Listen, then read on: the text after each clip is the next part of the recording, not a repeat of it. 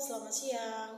Kembali lagi bersama saya, Francisca Jeniman. Pada kesempatan ini, saya akan berbicara mengenai bagaimana bentuk partisipasi umat KBG Pongkalo dalam bidang liturgi di Paroki Maria Bunda Segala Bangsa Narang. Adapun poin-poin penting yang akan saya bahas pada hari ini, yang pertama, pastoral seperti apakah yang dijalankan selama ini, lalu hal-hal positif apa saja yang telah diraih, lalu hal-hal apa saja yang perlu dibenahi atau diperbaiki. Lalu bagaimana rekomendasi pastoral yang dapat saya berikan kepada pastor paroki. Pada poin penting yang pertama, pastoral seperti apakah yang dijalankan selama ini? Baik, dalam panca tugas gereja, diakonia, koinonia, martiria, kerima, dan liturgi. Namun pada kesempatan kali ini, saya hanya memilih salah satu dari panca tugas gereja, yaitu dalam bidang liturgi. Liturgi adalah istilah yang berasal dari bahasa Yunani, leutorgia, yang berarti kerjasama. Kerjasama ini juga mengandung makna berdoa kepada Allah dan pelaksanaan kasih. KBG Pongkalo adalah salah satu KBG dari Paroki Maria Bunda Segala Bangsa Narang. Awalnya bentuk partisipasi dalam bidang liturgi dari KBG ini sangat minim, khususnya tanggungan misa pada hari Minggu seperti kor, lektor, dan lektris. Namun seiring berjalannya waktu, mata menjadi terbuka untuk melihat perkembangan dan bagaimana partisipasi dalam bidang liturgi ini sangat minim, maka lahirlah pola pikir yang dapat merubah persoalan itu serta mencari ide bagaimana cara yang baik untuk meningkatkan partisipasi umat dalam bidang liturgi ini. Dengan demikian, pastor paroki mengeluarkan kebijakan berkaitan dengan strategi atau cara untuk meningkatkan partisipasi umat dalam bidang liturgi ini. Dan kebijakan itu seperti mengajak semua umat untuk berpartisipasi aktif dalam bidang liturgi, khususnya tanggungan misa pada hari Minggu, seperti kor, lektor, dan lektris. Dan aturan ini berlaku untuk semua stasi dan KBG secara bergilir. Dan yang berpartisipasi di dalamnya adalah dari jenjang SD, SMP, SMA, dan para orang tua juga. Dengan adanya kebijakan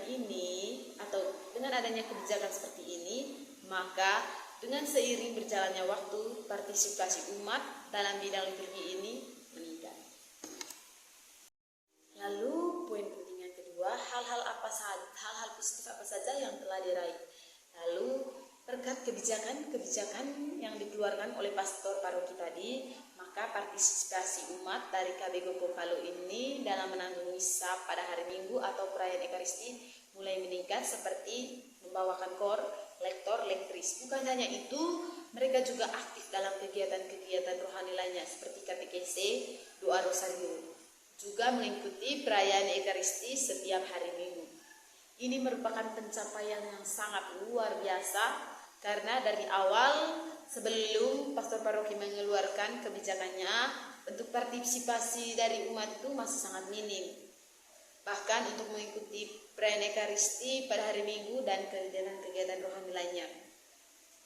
Awalnya untuk kegiatan rohani seperti katekese, doa rosario, bahkan perayaan Ekaristi hari Minggu pun itu bisa dikatakan seperti ada perwakilan dari setiap keluarga yang diutus itu pasti anak-anaknya. Sedangkan setelah kebijakan dari pastor paroki itu dikeluarkan, maka dari anak kecil hingga para orang tua diwajibkan untuk mengikuti kegiatan-kegiatan rohani seperti tadi. Baik, kita akan beralih pada poin penting yang ketiga. Hal-hal apa saja yang perlu dibenahi atau diperbaiki? Dari hasil pengamatan saya, untuk tanggungan lektor dan lektris, itu jangan hanya anak SMA, berikan juga kesempatan kepada adik SMP, SD, bahkan para orang tua juga, yang pasti yang bisa membaca dan mata normal.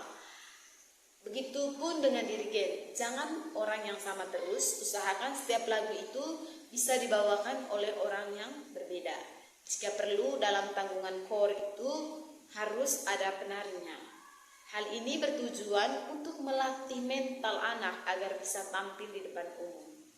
Lalu poin penting yang keempat, bagaimana rekomendasi pastoral yang saya berikan kepada pastor paroki berdasarkan perubahan yang awalnya dari minimnya partisipasi umat KBG Bengkalo, tetapi mereka dapat melangkah lebih jauh dengan berpartisipasi aktif dalam bidang liturgi.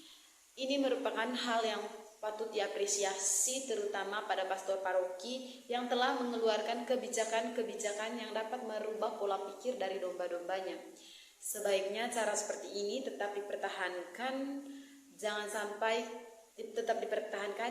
kendor, dan untuk domba-domba yang belum mengalami perubahan, pastor paroki atau gembala tetap mendorong dan melakukan pembinaan khusus agar mereka itu bisa aktif dalam kegiatan menggereja, khususnya dalam bidang liturgi. Sekian saja materi dari saya hari ini. Semoga apa yang saya berikan dapat bermanfaat bagi teman-teman. Dan teman-teman juga bisa aktif dalam kegiatan-kegiatan rohani dalam bidang liturgi ataupun kegiatan-kegiatan rohani lainnya.